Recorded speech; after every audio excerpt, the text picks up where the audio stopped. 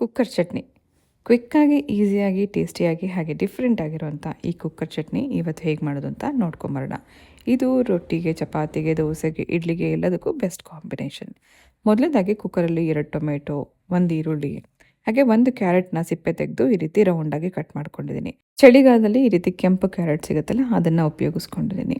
ನಂತರ 1 ಮುಷ್ಟಿ ಕಡಲೆ ಬೀಜ, 2 ಹಸಿರು ಮೆಣಸಿನ್ಕಾಯಿ, 2 ಬ್ಯಾಡಗಿ ಮೆಣಸಿನ್ಕಾಯಿ, 1 ಇಂಚ್ ಶುಂಠಿ, ಒಂದು ಸ್ವಲ್ಪ ಹುಣಸೆ ಹಣ್ಣು, 3 ಎಸಳಷ್ಟು ಬೆಳ್ಳುಳ್ಳಿ, ರುಚಿಗೆ ಸ್ವಲ್ಪ ಉಪ್ಪು ಹಾಗೆ ಒಂದು ಅರ್ಧ ಕಪ್ಪಷ್ಟು ನೀರು ಹಾಕಿ ಕುಕ್ಕರ್ ಲಿಡ್ ಕ್ಲೋಸ್ ಮಾಡಿ 2 ವಿಸಿಲ್ ಕೂಗಿಸ್ಕೊಳ್ಳೋಣ. ಕುಕ್ಕರಲ್ಲಿರುವಂಥ ಪ್ರೆಷರ್ ಹೋದ್ಮೇಲೆ ಲಿಡ್ ಓಪನ್ ಮಾಡಿ ತರಕಾರಿ ಎಲ್ಲ ಚೆನ್ನಾಗಿ ಬೆಂದಿರುತ್ತೆ. ನೀರೊಟ್ಟಿಗೆ ಸೇರಿಸಿ ಇದನ್ನು ಮಿಕ್ಸಿ ಜಾರಲ್ಲಿ ಹಾಕಿ ಗ್ರೈಂಡ್ ಮಾಡ್ಕೋಬೇಕು. ಮತ್ತು ನೀರು ಹಾಕೊಳ್ಳೋ ಅವಶ್ಯಕತೆ ಇಲ್ಲ, ಇದರಲ್ಲಿರೋಂಥ ನೀರೇ ಸಾಕಾಗುತ್ತೆ. ನುಣ್ಣಗೆ ರುಬ್ಕೊಂಡ ನಂತರ ಇದಕ್ಕೆ ಒಗ್ಗರಣೆ ಮಾಡ್ಕೊಳ್ಳೋಣ. ಅದೇ ಕುಕ್ಕರ್ ಬಿಸಿಗಿಟ್ಕೊಂಡು ಒಂದು ಸ್ವಲ್ಪ ಎಣ್ಣೆಯಲ್ಲಿ ಸಾಸಿವೆ, ಜೀರಿಗೆ, ಉದ್ದಿನಬೇಳೆ, ಕಡಲೆಬೇಳೆ ಇದಿಷ್ಟನ್ನ ಸ್ವಲ್ಪ ಹೊತ್ತು ಫ್ರೈ ಮಾಡ್ಕೋಬೇಕು. ಬೇಳೆ ಕೆಂಪಗಾದ ನಂತರ 1-2 ಒಣಮೆಣಸಿನ್ಕಾಯಿ, ಕರಿಬೇವು ಹಾಕಿ ಫ್ರೈ ಮಾಡಿಕೊಂಡು ರುಬ್ಬಿಟ್ಕೊಂಡಿರೋಂಥ ಚಟ್ನಿ ಹಾಕಿ 1 ನಿಮಿಷ ನಾವು ಇದನ್ನು ಕುದಿಸ್ಕೊಳ್ಳೋಣ.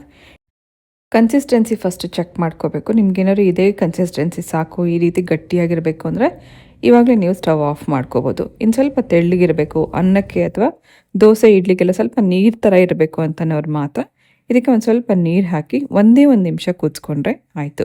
ಇದರಲ್ಲಿ ಕ್ಯಾರೆಟ್ ಹಾಕಿರೋದ್ರಿಂದ ಲೈಟಾಗಿ ಒಂದು ಸ್ವೀಟ್ನೆಸ್ ಇರುತ್ತೆ, ಟೇಸ್ಟ್ ಕೂಡ ತುಂಬ ಚೆನ್ನಾಗಾಗುತ್ತೆ. ಕಡಲೆ ಬೀಜ ಹಾಕಿರೋದ್ರಿಂದ ಚಟ್ನಿ ಗಟ್ಟಿನೂ ಇರುತ್ತೆ. ಈ ಚಟ್ನಿ ನೀವು ದೋಸೆ, ಇಡ್ಲಿ, ಅನ್ನ, ಚಪಾತಿ, ಪೂರಿ ಎಲ್ಲದಕ್ಕೂ ಸೈಡ್ ಡಿಶಲ್ಲಿ ಸರ್ವ್ ಮಾಡ್ಬೋದು.